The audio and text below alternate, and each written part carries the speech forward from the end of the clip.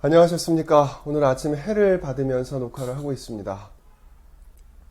PPT가 좀 정성이 없게 준비가 됐는데요. 평소에도 그렇게 굉장히 고품격은 아니었으니까 내용만, 글자만 봐주시면 좋겠습니다.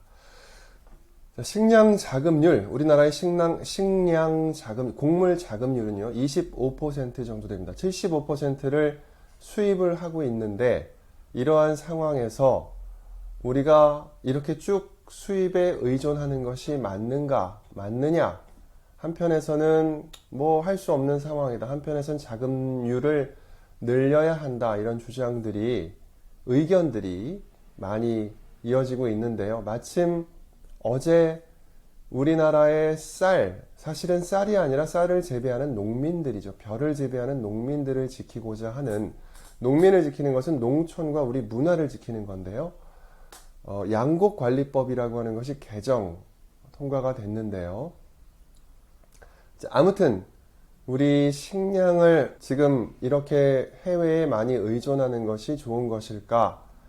어쩔 수 없는 것일까? 이런 얘기를 해보려고 합니다. 식생활이 많이 변하고 있죠. 먼저 쌀을 많이 먹지 않아요. 1년에 쌀보다 고기를 더 많이 먹거든요. 무게로 따지면 한 20년 전과 비교하면 절반 이하로 줄어들었는데요. 쌀을 먹는 양이요. 그러다 보니 대부분의 농토에 벼를 심고 있는 우리나라에서는 굉장히 힘든 지금 문제가 발생을 하고 있죠.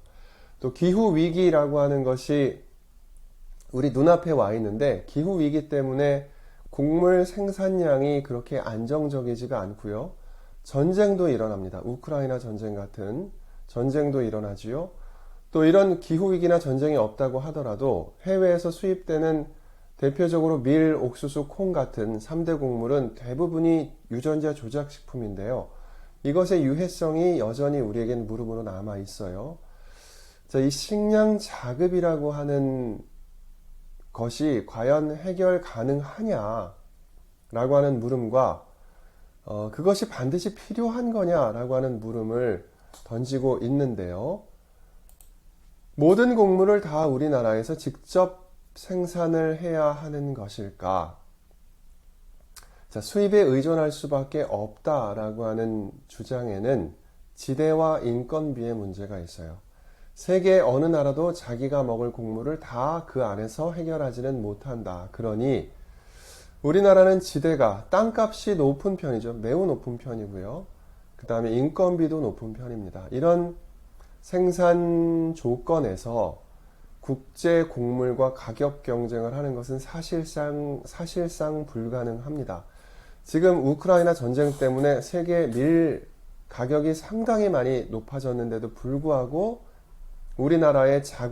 우리나라에서 생산하는 밀과는 아직도 2배 반 정도 가격 차이가 나거든요. 콩, 옥수수 뭐 이런 것들은 말할 것도 없고요. 한편 자급률을 늘려야 한다는 주장이 있죠. 왜냐? 식량 자급 비율은 곧 그 나라의 국가 경쟁력이기 때문에 그런 건데요. 왜냐하면 핸드폰이 없으면 당장 죽지는 않지만 먹을 쌀이 없으면 살 수가 없거든요. 농업은 그렇기 때문에 농산물은 공산품과는 좀 다른 성격이 있고요. 농산품은 어디에서 갑자기 얻을 수 있는 그런 재화가 아니에요. 그래서 농산물은 굉장히 안정적으로 주어져야 하는, 안정적으로 확보가 되어야 하는 것인데요. 농업은 농산물만 생산하는 것은 아니죠.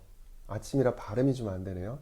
농산물과 함께 농촌이라고 하는 삶의 문화, 어떤 삶의 고향, 이런 것들을 간직하는 것인데요. 그래서 싱가포르 같은 도시국가도 도시농업을 어떻게든 유지를 하려고 애를 쓰는 거고요. 사막기후인 중동에서도 농토를 만들어서 농업을 지으려고 하는, 자기의 문화를 지키려고 하는 애를 굉장히 많이 쓰고 있는 거지요. 자, 우리 땅은 농사짓기에 좋은 곳인가? 불리합니다. 일단 겨울에는 너무 춥고요. 여름에는 너무 더워요. 봄, 가을이 짧고요. 산악지형이 많아서 넓은 평야지역도 적습니다. 자, 이런 불리한 조건에서 그나마 쌀은 쌀은 그나마 자급률이 90% 이상을 넘고 있는데요. 자, 수입쌀 때문에 농민들이 매우 어려운 그런 상황이시죠. 자, 아무튼 이 쌀 문제는 좀 별도로 두고서 뭐 쌀 문제에 있어서는 수급의 불균형이라든가 수입쌀 문제라든가 뭐 혹은 직불금 문제라든가 여러 가지 얘기할 게 많습니다만은 그것은 이제 별도로 한번 두고요. 일단 에너지의 100% 석유 뭐 심지어는 원자력 발전에 들어가는 우라늄, 뭐 천연가스 이런 것들을 100% 에너지를 전량 수입하고 있는 국가이자 먹거리 식량을 75% 이상 수입하는 국가인데 우리나라가 이 수입 의존에 우리 식량 자급을 맡기는 것의 위험성은 일단은 GMO라고 하는 것이 아까 말씀드린 것처럼 이제 수입 쌀도 아마 GMO가 많을 텐데요. 유전자 조작 식품이 글리포세이트가 포함된 우리 인체에 미치는 영향이 과연 어떠한가가 아직 확실하다고 말할 수가 없어요. 심지어는 담배도 인체에 유해한가를 입증할 수 없다고 하고 있는 그런 형국이거든요. 그러니 GMO에 의존하는 국제 대곡물 기업들의 주장을 우리가 그대로 받아들일 수 없는 건데요. 일단 먹거리 자체 위험성이 있고요. 또 하나는 기후이기 때문에 생산성이 매우 불안정합니다. 조금만 문제가 생겨도 곡물가는 굉장히 높게 치솟거든요. 자, 이런 불안정성에 계속 우리가 의지해야 되느냐의 문제가 있고요. 전쟁이라고 하는 것이 자국의 산업과 어떤 경쟁력을 유지하기 위한 세계화의 어떤 흐름이 끝나가면서 자기 나라를 보호하고자 하는 힘의 부딪힘 때문에 곳곳에서 전쟁이 일어나고 있는 위험이 있고요. 또 하나는 이런 위기들을 기회로 삼는 이들이 있죠. 타인의 위기는 나의 기회다. 이런 소수 곡물 회사, 메이저 곡물 회사, 카길 같은 회사들인데요. 이들의 독점 체계가 과연 우리를 어떻게 위협할 것인가에 대한 문제들이 있어요. 한편에는 자급의 어려움이 있습니다. 우리나라 농민이라기보다 농업을 짓는다고 등록이 되어 있는 걸 뭐라고 부릅니까? 하여튼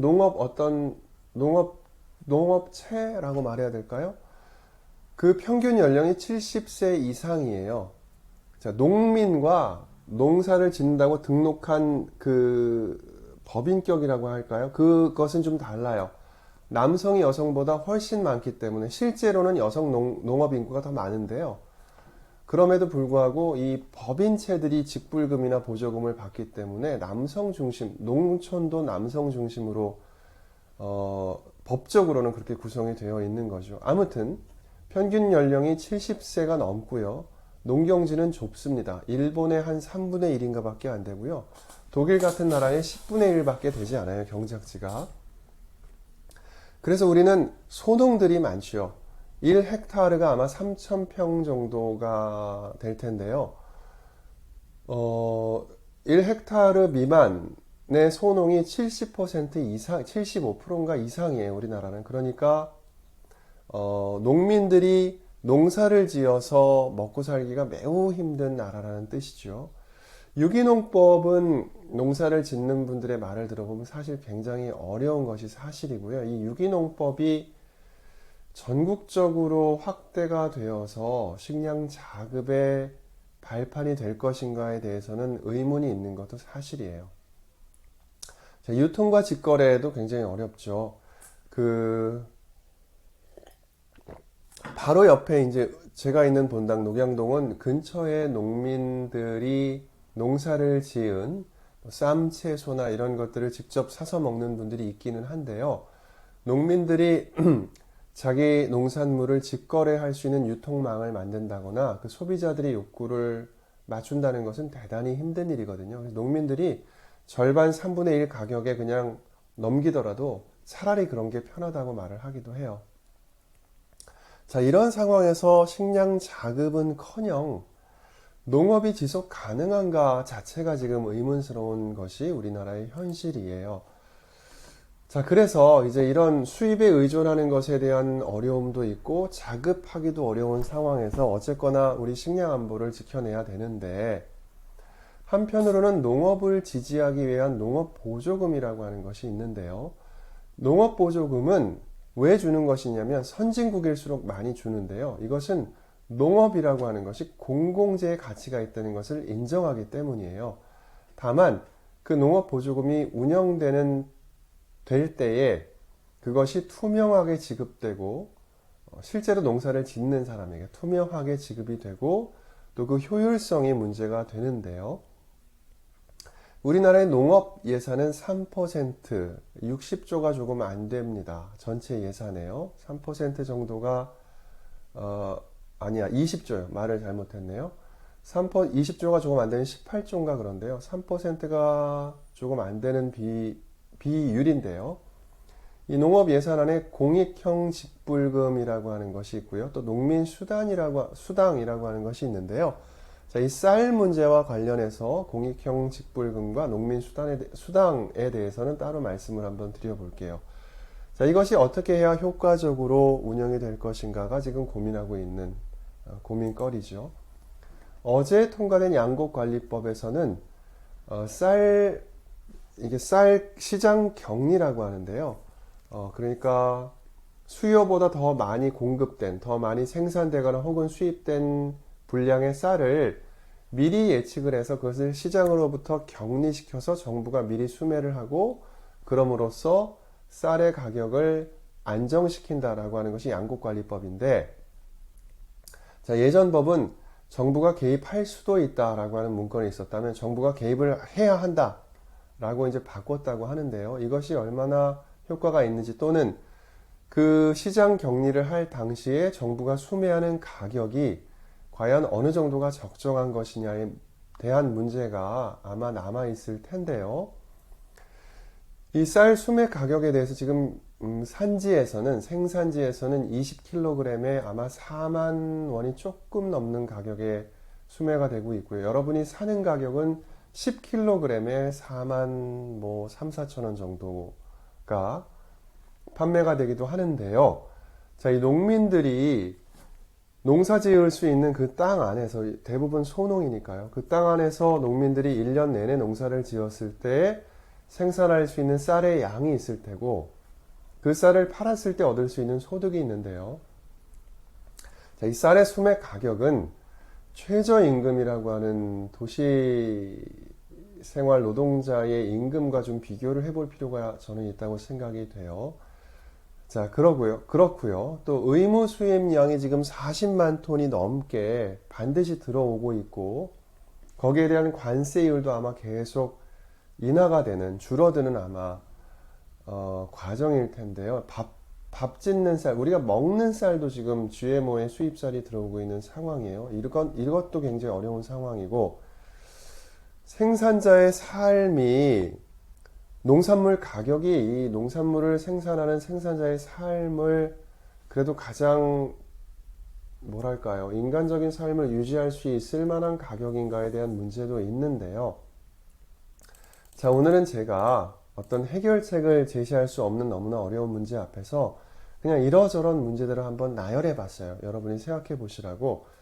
식생활은 변하고 있고 기후위기는 일어났고 전쟁도 일어나지 GMO는 여전히 식량의 대다수를 차지하고 있는데 우리나라는 농사짓기 좋은 땅이 아니고 또 에너지와 식량을 절대적으로 수입하고 있는데 그 수입하고 있는 농산물들은 되게 위험하고 자급도 어렵고 농업 보조금이나 이런 것들도 아직 체계적이지 못한 상황에서 우리는 이 식량 자급 혹은 우리나라의 어떤 문화를 지키고 또 안정적으로 먹거리를 관리하는 이런 것들이 참 어려운데 우리가 이것들에 대한 관심이 얼만큼 있고 어떤 방향으로 생각을 해야 될까 하는 것에 대해서 정신없게 이렇게 저렇게 한번 나열을 해봤습니다. 자, 다음 주에 이어서 계속 말씀을 드려볼게요. 감사합니다.